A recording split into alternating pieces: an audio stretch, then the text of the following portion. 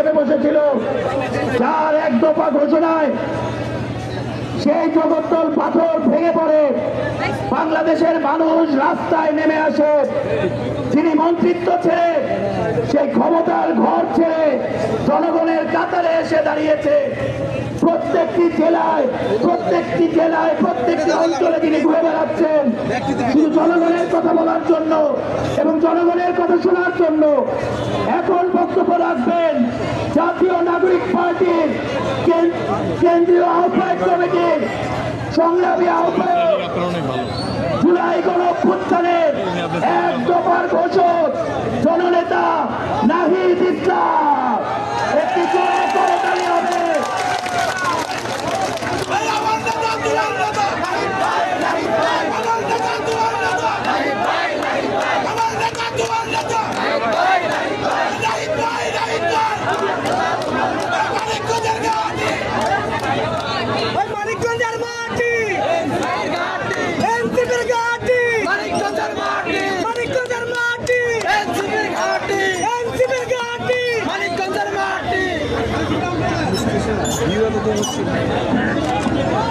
আসসালামু আলাইকুম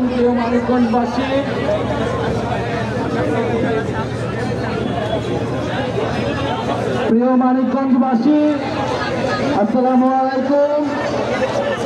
আপনারা এত রাতেও আমাদের জন্য অপেক্ষা করছেন, আমাদের কথা শোনার জন্য। অনেক কষ্ট করে আপনারা উপস্থিত হয়েছেন, সেজন্য আপনাদেরকে প্রথমে আন্তরিক ধন্যবাদ এবং কৃতজ্ঞতা জানাই। প্রিয় মানিকগঞ্জবাসী,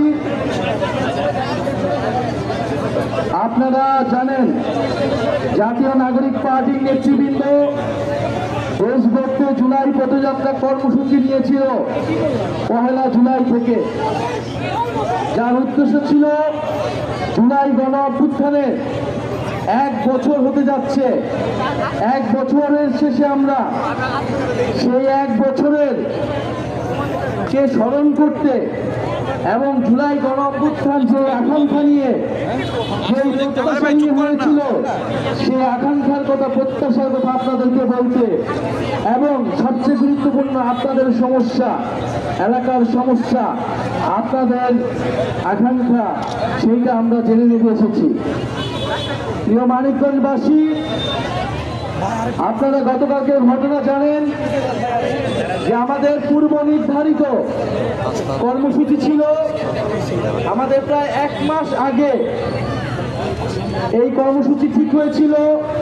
জুনের শেষ সপ্তাহেই ঘোষণা হয়েছিল যে আমরা গোপালগঞ্জে কর্মসূচি করব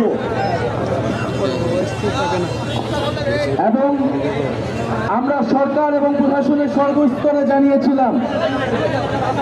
তারপরেও সরকার এবং প্রশাসন কোনো ধরনের পর্যাপ্ত ব্যবস্থা নিতে ব্যর্থ হয়। গোপালগঞ্জে আমরা সন্ত্রাসী বাহিনীর আস্ফালন দেখেছি। গোপালগঞ্জে আওয়ামী লীগের ফ্যাসিস্ট সন্ত্রাসীরা গণঅভ্যুত্থানের পরে পুনরায় প্রমাণ করেছে যে কেন তাদের বাংলাদেশে রাজনীতি করার অধিকার নেই।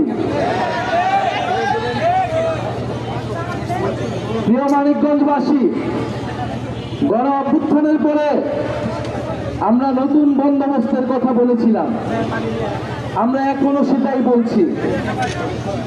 গণঅভ্যুত্থানে হয়তো আমাদের সাথে অনেকেই ছিল, অনেক অংশীদার ছিল, কিন্তু সবার স্বার্থ এক ছিল না। শেখ হাসিনার পতনে সবাই এক ছিল, কিন্তু নতুন রাষ্ট্র বিনির্মাণে সবাই এক ছিল না। অনেকে চেয়েছিল পুরনো রাষ্ট্রের পুরনো আইন কানুন, পুরনো সিস্টেমে শুধু তারা ক্ষমতায় যাবে। আমরা সেটা বিরোধিতা করেছিলাম, ফলে আমাদেরকে নতুন রাজনৈতিক দল করতে হয়েছে। আমরা জানি আমাদের নিরাপত্তা দেওয়ার কেউ নাই এই রাষ্ট্রে। আমাদের নিরাপত্তা দেওয়ার জন্য শুধু রয়েছেন আপনারা, এই গণঅভ্যুত্থানে অংশ নেওয়া ছাত্র তরুণ জনতা। আমরা শুধু আপনাদের ভরসায় রাজপথে নামি, রাজপথে আছি। আমরা বলেছি যে আমাদের জীবনের কোনো মায়া নেই। গণঅভ্যুত্থানের মধ্য দিয়ে যখন আমরা দেখেছি আমাদের সামনে শহীদ হয়েছে আমাদের ভাইয়েরা, আমার বন্ধু গুলি খেয়েছে, আমার ভাইয়েরা আমার বোনেরা নির্যাতিত হয়েছে, শহীদ হয়েছে। যখন সেই শহীদ পরিবারের সামনে দাঁড়াই, যখন সেই শহীদের বাবা মায়ের সামনে দাঁড়াই, তখন মনে হয় যে এই জীবন দেশের জন্য উৎসর্গ করার জন্য আমরা বেঁচে রয়েছি। ফলে যারা আমাদেরকে ভয় দেখাতে চেয়েছিল গোপালগঞ্জে, তারা জানে না যে তাদের এই আক্রমণ আমাদেরকে আরো দ্বিগুণ ভাবে শক্তিশালী করেছে। এর প্রমাণ আমরা ফরিদপুরে দিয়েছি, এর প্রমাণ আমরা রাজবাড়িতে দিয়েছি, এর প্রমাণ আমরা এই রাত 10টার সময় মানিকগঞ্জে দিচ্ছি। প্রিয় মানিকগঞ্জবাসী, এই মানিকগঞ্জে আপনারা অসীম সাহসিকতার সাথে ফ্যাসিস্ট আওয়ামী সরকারের বিরুদ্ধে লড়াই করেছিলেন। আমরা জানি 4 আগস্ট মানিকগঞ্জ আওয়ামী মুক্ত হয়ে গিয়েছিল। মুক্তিযুদ্ধের সময় 13ই ডিসেম্বর মানিকগঞ্জ পাকিস্তানি হানাদার মুক্ত হয়েছিল। মানিকগঞ্জ বাংলাদেশ থেকে এক ধাপ এগিয়ে থাকে, কিন্তু সেটা যেমন লড়াই প্রতিরোধের ক্ষেত্রে, উন্নয়নের ক্ষেত্রে আমরা সেটা দেখি না। উন্নয়নের ক্ষেত্রে যেন মানিকগঞ্জ 2 ধাপ পিছিয়ে থাকে। আমরা সেই বন্দোবস্তের পরিবর্তন ঘটাতে চাই। মানিকগঞ্জবাসী কি আমাদের সাথে আছে? মানিকগঞ্জবাসীর বেড়িবাঁধের দাবি রয়েছে, সেতুর দাবি রয়েছে, রাস্তাঘাট উন্নয়নের দাবি রয়েছে। আমরা বলছি না জাতীয় নাগরিক পার্টি 5 মাসের একটা রাজনৈতিক দল আপনার সব দাবি পূরণ করে দিবে। সেই বুড়ো রাজনীতিবিদদের মতো, প্রথাগত রাজনৈতিক দলের মতো মিথ্যা প্রতিশ্রুতি আমরা আপনাদের কাছে দিয়ে যাব না আজকে এখানে। আমরা শুধু বলতে এসেছি, আমরা জানি আপনাদের সমস্যাগুলো কি, আমরা জানি আমাদের সমস্যা কি, বাংলাদেশের মানুষের সমস্যা কি। আমরা সেই মূল সমস্যাগুলো অ্যাড্রেস করছি। আমরা বলছি না গণ অভ্যুত্থানের পরে যে একটা নির্বাচন দিয়ে দেন 3 মাসের মধ্যে, 6 মাসের মধ্যে। আমরা বলছি নির্বাচন হতে হবে, কিন্তু সংস্কার লাগবে, বিচার লাগবে। এবং এই যে মানুষ, সেই মানুষের সত্যিকার যে জীবন উন্নয়ন ঘটায়, ইনসাফ প্রতিষ্ঠা হয়, দুর্নীতিমুক্ত হয়, সেই রাষ্ট্র তৈরি করা লাগবে, সেই সিস্টেম তৈরি করা লাগবে। চাঁদাবাজ থেকে মানিকগঞ্জকে মুক্ত করতে হবে। প্রিয় মানিকগঞ্জবাসী, আমরা বলছিলাম আমাদের যে সংসদ রয়েছে সেটাকে 2 কক্ষ বিশিষ্ট করতে হবে, উচ্চ কক্ষ, নিম্ন কক্ষ, এবং উচ্চ কক্ষ পিয়ার সিস্টেম করতে হবে। ভোটের অনুপাতে উচ্চ কক্ষ তৈরি করতে হবে। কেন বলছিলাম? যাতে ক্ষমতার ভারসাম্য তৈরি হয়, ক্ষমতার বিকেন্দ্রীকরণ তৈরি হয়। আমাদের রাষ্ট্রে যে একজন ব্যক্তি থাকে, প্রধানমন্ত্রী, তার কাছেই সব ক্ষমতা, তাকে প্রশ্ন করার কেউ থাকে না। এই জন্য বলছি আমরা ভোটের অনুপাতে উচ্চ কক্ষ করেন, যাতে ক্ষমতার ভারসাম্য কিছুটা হলেও তৈরি হয়। সেই ক্ষমতার ভারসাম্য আমরা যেটা গণ অভ্যুত্থানে চেয়েছিলাম, যে শেখ হাসিনার কাছে একক ক্ষমতা। আমরা নতুন বাংলাদেশে এমন কোনো প্রধানমন্ত্রী চাই না যার কাছে একক ক্ষমতা থাকবে, তাকে প্রশ্ন করার কেউ থাকবে না, সে যা খুশি তা করতে পারে। কিন্তু আমরা দেখছি সেই সংস্কারের বাধা তৈরি হচ্ছে। সংস্কারের অনেক কিছু বিভিন্ন দল মেনে নিয়েছে, আমরা তখন তাদেরকে ধন্যবাদ জানাচ্ছি, কৃতজ্ঞতা জানাই। এবং আমরা বলি এই সংস্কার কোন দলের পক্ষেও না, কোন দলের বিপক্ষেও না, এটা জনগণের পক্ষে, বাংলাদেশ রাষ্ট্রের পক্ষে। ফলে উচ্চ কক্ষ অবশ্যই পিয়ার লাগবে। এরকম আমরা অন্তত 8 থেকে 10টা সংস্কারের পক্ষে কথা বলতেছি। আপনারা সেই সংস্কারের পক্ষে আমাদের সাথে থাকুন, এবং থাকুন গণহত্যার বিচারের পক্ষে। এই মানিকগঞ্জে 5 জন শহীদ হয়েছে। আপনারা মানিকগঞ্জবাসী কিভাবে সেই শহীদ পরিবারের সামনে দাঁড়াবেন? আমরা কিভাবে শহীদ পরিবারের সামনে দাঁড়াবো যদি সেটার বিচার আমরা নিশ্চিত করতে না পারি? এটা আমাদের ব্যর্থতা। 1 বছর হয়ে গেছে, আমরা আসামিদের এখনো গ্রেফতার করতে পারি নাই। সেই আসামিরা এখন আমাদের উপরে হামলা করেন। প্রিয় সংগ্রামী বন্ধুগণ, কিন্তু ভয়ের কিছু নাই। যদি হামলা করে সবার আগে আমাদের উপরে হামলা করতে হবে। আমরা ঢাল হয়ে দাঁড়াবো, যেরকমটা গণ অভ্যুত্থানে আমরা দাঁড়িয়েছিলাম। আমরা এই মিছিলের প্রথম সারিতে থাকবো। গুলি চললে সবার আগে আমাদের বুকের উপরে চলবে। প্রিয় মানিকগঞ্জবাসী, বিচার সংস্কার, আর আমরা বলেছি নতুন সংবিধান লাগবে। হাসিনার সংবিধান, মুজিবের সংবিধান বাংলাদেশে আর চলবে না। নতুন সংবিধান, জনগণের সংবিধান লাগবে, ইনসাফের সংবিধান লাগবে, মানবিক মর্যাদার সংবিধান লাগবে। একটা গোষ্ঠী বলার চেষ্টা করছে আমরা করতেছিলাম পদযাত্রা, এটা আমরা মার্চ টু গোপালগঞ্জ বলছি, এই কারণে নাকি সন্ত্রাসী হামলা হয়েছে। পদযাত্রাটাকে আমরা মার্চ বলছি, এই কারণে সন্ত্রাসী হামলা হয়েছে। যখন আপনার উপর হামলা করা হয়, সন্ত্রাসী হামলা করা হয়, আপনি যখন ভিকটিম, তখন সেই ভিকটিমকে অপরাধী করার চেষ্টা করা হচ্ছে। আমরা কেন গোপালগঞ্জে গিয়েছি? গোপালগঞ্জে প্রোগ্রাম করা কি বারণ? গোপালগঞ্জ কি শুধু আওয়ামী লীগের ঘাঁটি থাকবে? গোপালগঞ্জে আমরা ঘোষণা দিয়েছি, গোপালগঞ্জের প্রত্যেকটা গ্রামে আমরা কর্মসূচি করব, প্রত্যেকটা উপজেলায় আমরা কর্মসূচি করব।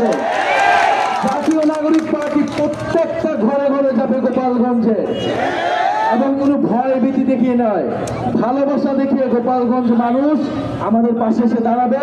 সেদিনও দাঁড়িয়েছিল, আমরা এটা বিশ্বাস করি। সন্ত্রাসীরা গোপালগঞ্জের সাধারণ জনগণকে সেদিন আমাদের সাথে এসে মিলিত হতে দেয়নি, বাস আটকে দিয়েছিল, ফেরি বন্ধ করে দেওয়া হয়েছিল। আওয়ামী লীগের যেটা চরিত্র, সেটা নতুন করে আমরা আর বলতে চাই না।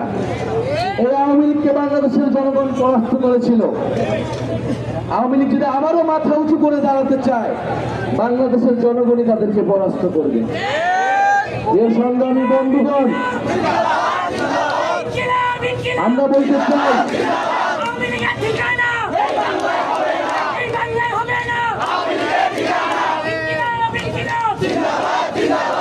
দেশ গড়তে জুলাই পদযাত্রা, আমরা এই পদযাত্রার নাম দিচ্ছি দেশ গড়তে। নতুন দেশকে আমরা চাই, আমরা পুরানো দেশ তো চাই না। আমরা নতুন দেশের জন্য গণ অভ্যুত্থান করছি, নতুন বাংলাদেশের জন্য। সেই দেশ গড়ার জন্য জুলাই পদযাত্রা, নতুন মানিকগঞ্জ গড়ার জন্য এই জুলাই পদযাত্রা। প্রিয় সংগ্রামী বন্ধুগণ, গত 16 বছর আমার ভাইয়েরা বোনেরা এই মানিকগঞ্জের সাধারণ জনগণ নির্যাতিত হয়েছে নানাভাবে। সন্ত্রাসীদের দ্বারা নির্যাতিত হয়েছেন, পুলিশ প্রশাসনের দ্বারা নির্যাতিত হয়েছেন, আমার আলেম ভাইয়েরা নির্যাতিত হয়েছেন, তাদের ধর্মীয় পরিচয়ের কারণে নির্যাতিত হয়েছেন। ইসলাম বিদ্বেষ হয়েছে এই রাষ্ট্রে, ইসলামের পক্ষে দাঁড়ালে তার বিরুদ্ধে জঙ্গি ত্যাগ দেওয়া হয়েছে, মৌলবাদী ত্যাগ দেওয়া হয়েছে। আমাদের হিন্দু জনগোষ্ঠীর উপর তাদের জমি দখল করা হয়েছে, সম্পত্তি দখল করা হয়েছে। আওয়ামী লীগ নিজেদের বলে অসাম্প্রদায়িক, নিজেদের বলে ধর্ম নিরপেক্ষ, এবং এই কথা বলে সবচেয়ে বেশি সম্পত্তি দখল করছে আওয়ামী লীগ হিন্দুদের। এই সত্য কথাটা আমাদের বলতে হবে, আমাদের সনাতন ভাইদেরকে এই কথাটা বুঝতে হবে। আপনারা কোনো নিজেদেরকে কোনো দলের কাছে বর্গা দিবেন না। আপনারা বাংলাদেশের জনগণ, বাংলাদেশের প্রত্যেকটা জায়গায় আপনার হক রয়েছে, যেরকমটা মুসলমানের রয়েছে সেরকমটা আপনার রয়েছে।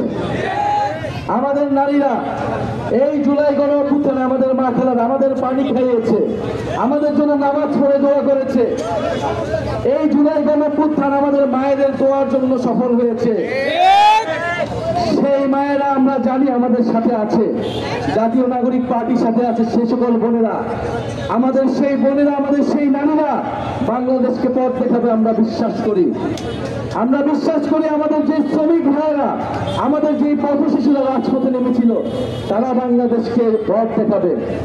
প্রিয় সংগ্রামী বন্ধুগণ, আমরা বলে দিতে চাই, যারা 16 বছর নির্যাতিত হয়েছেন, গুম হয়েছেন, বিএনপি জামাতের হাজারো তরুণ নেতা কর্মীরা, তৃণমূলের কর্মীরা নির্যাতিত হয়েছেন, বাসায় থাকতে পারেন নাই, গ্রেফতার হওয়ার পরে পালিয়ে পালিয়ে বেড়াতে হয়েছেন। সে সকল কর্মীরা আমাদের ভাই। আমরা আপনার জন্য নতুন বাংলাদেশ গড়তে চাই।